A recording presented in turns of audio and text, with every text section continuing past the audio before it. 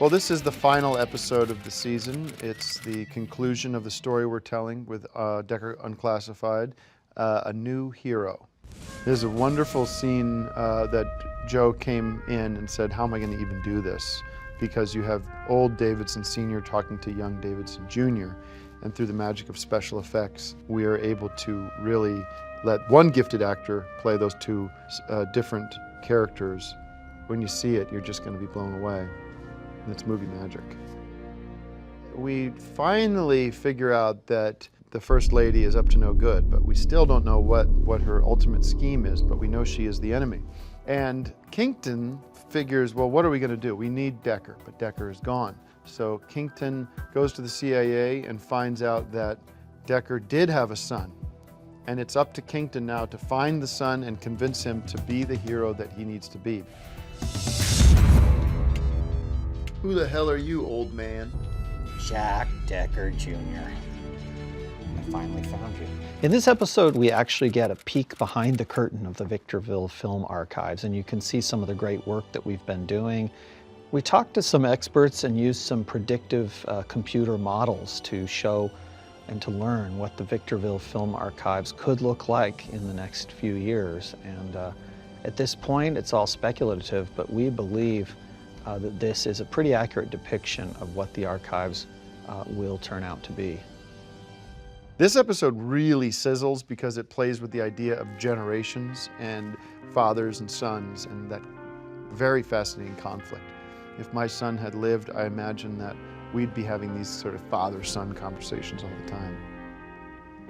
This episode was cool because it was great to work with James Dean again.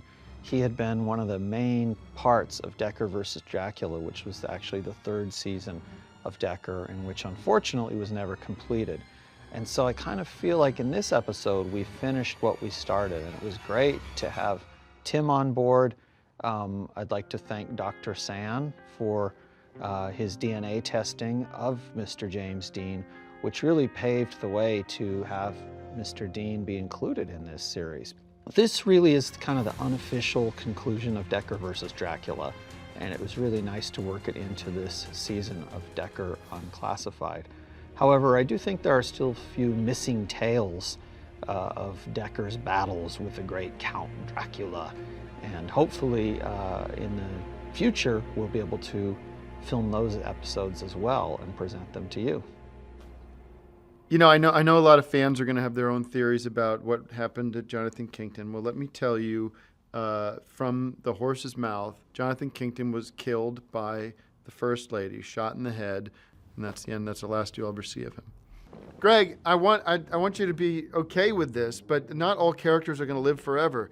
We have to move on. We have to innovate. We've gone as far as we can with the Kington character. You killed off Decker in the first second, and then you keep it going with this idiot Decker Jr. If we had to account for this, if we had to account for every extra and background character and whether or not they were coming back or not, it'd be a complete nightmare, a complete mess.